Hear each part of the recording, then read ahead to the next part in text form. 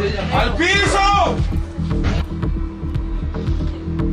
Por los delitos de secuestro simple contemplado en el artículo 187 del Código Penal, hurto calificado de agravado contemplado en el hurto calificado de agravado contemplado en el artículo 240 inciso 2.